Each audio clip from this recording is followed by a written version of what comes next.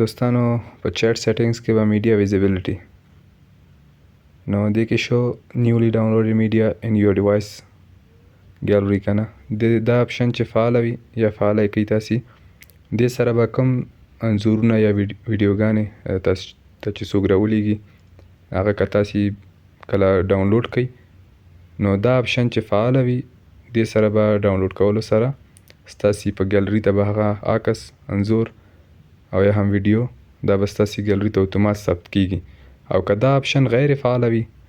نو دې سره بیا که تاسو هغه کوم انځور یا ویډیو که ډاونلوډ هم کړئ نو ستاسو ګیلري کې به نه ثبتېږي نو دې نه وروسته فانټ سایز دی د لیکلو کوم هغه چې دی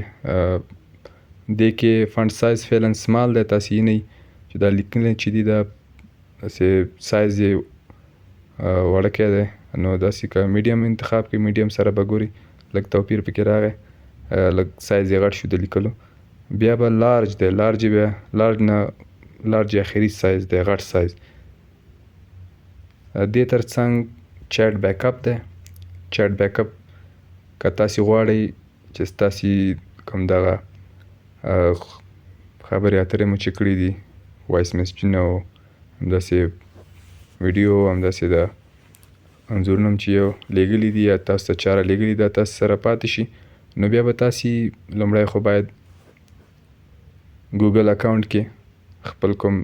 ایمیل تاسو ور اضافه کړئ که نه مو وي کړی زه به بیا انشاءالله بله ویډیو کومه جوړه کړم هغه کې به تاسو ته د ایمیل اضافه کولو یا ایمیل ورګډولو په واتساپ کې هغه طریقه به هم تاسو ته وښیم دوم اپشن بیا د ګوګل اکاونټ نه لاندې فریکوینسي دلته څو ډوله 15 ډوله اپشنونه دي نیور باندې چې تاسو کلیک وکړئ ستاسو دغه چیټ بیک اپ دا به کوم د تاسو چې خبرې اترې کړي دا به هیڅ کله هم نه کیږي بیا اونلی when I tap back up نو دې باندې چې تاسو کله کلیک وکړئ دا به کله هم چې تاسو دغه بیک اپ چې لیکلی دی فعلا لاست بیک اپ 15 د اکتوبر 2041 باندې ما دا بیک اپ مې ورته اخیستی و سایز یې 1.8 MB نو دې نه لاندې چې تاسو ګورئ سایز 1.8 MB نه لاندې بیک اپ په دې چې تاسو کله کلیک وکړئ لږ به تاسو منتظر پاتې شي دغه بیک اپ یا د چیټ کوم تاسو خبرې کړي دا به اتومات ډول هلته ثبت شي په کوم ایمیل چې تاسو ورکړي هغه کې به ثبت شي نو دا وه د نن ورځې ویډیو که خوښه شوې مې وي در سره لایک یې کړئ که کوم نظر یا پوښتنه لرئ له موږ سره یې د کامنټ له لارې شریکه کړئ نو تر بلې ویډیو پورې مې په پاک او مهربانه رب سپارم هر چیرې چې یاست خوښ او اباد اوسئ